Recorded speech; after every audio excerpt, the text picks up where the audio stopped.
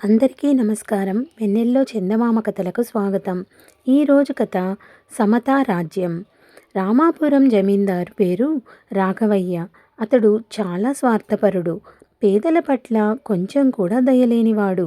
ఆ గ్రామంలోని ప్రజలందరూ రాఘవయ్య భూములు సేద్యం చేస్తూ పండిన దాంట్లో చాలా భాగం రాఘవయ్యకు సమర్పించి మిగిలిన దాంతో ఒక పూట తిని మరో పూట తినక ఎలాగో కాలం గడుపుతున్నారు. ఆ సంవత్సరం వర్షాలు లేక రామాపురంతో పాటు దాని చుట్టుపక్కల అనేక గ్రామాలలో పంటలు పండలేదు. కరువు కాటకాలతో తినటానికి తిండి, త్రాగటానికి నీరు లేక ప్రజలు మలమలా మాడిపోతున్నారు. జమీందారు దివాణంలో మాత్రం గోదాముల నిండా ధాన్యం నిల్వలు ఉన్నాయి. రాఘవయ్య అతడి పరివారము మాత్రం ప్రజల కష్టాలు ఏమాత్రం పట్టించుకోకుండా హాయిగా కడుపు నిండా తిని తిరుగుతున్నారు.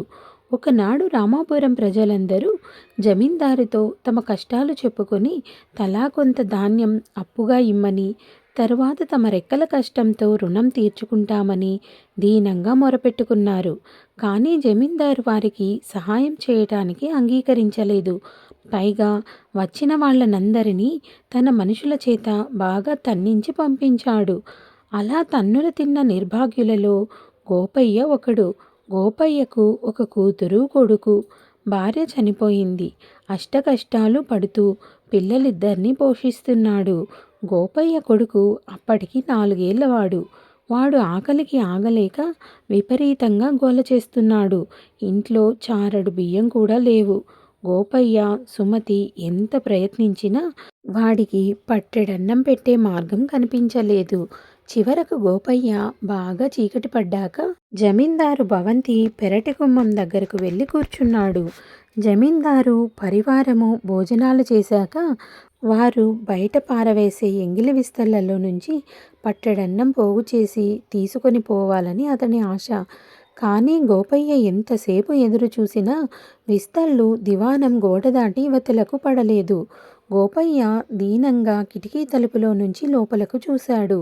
జమీందారు మనుషులు 4 దీపం దగ్గర చేరి చుట్టలు త్రాగుతూ చీట్లపేక ఆడుతున్నారు.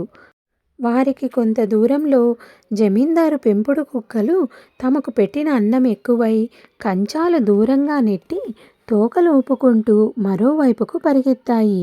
గోపయ్య అదే సమయమని చప్పుడు కాకుండా గోడ దూకి లోపలకు వెళ్ళి కుక్కలు వదిలిన అన్నం జాగ్రత్తగా తన పైబట్టలో కట్టుకున్నాడు. ఇంతలో కుక్కలు బౌ బౌమంటూ గోపయ్య మీద పడి అన్నం మూటను లాగేశాయి. జమీందారు మనుషులు గోపయ్యను పట్టుకున్నారు. జమీందారు గోపయ్యను "దొంగ వెధవ, గోడ దూకి లోపలికి వస్తావా" అంటూ నానా తిట్లు తిట్టి చెట్టుకు కట్టించి తన మనుషుల చేత బాగా కొట్టించి పంపించాడు.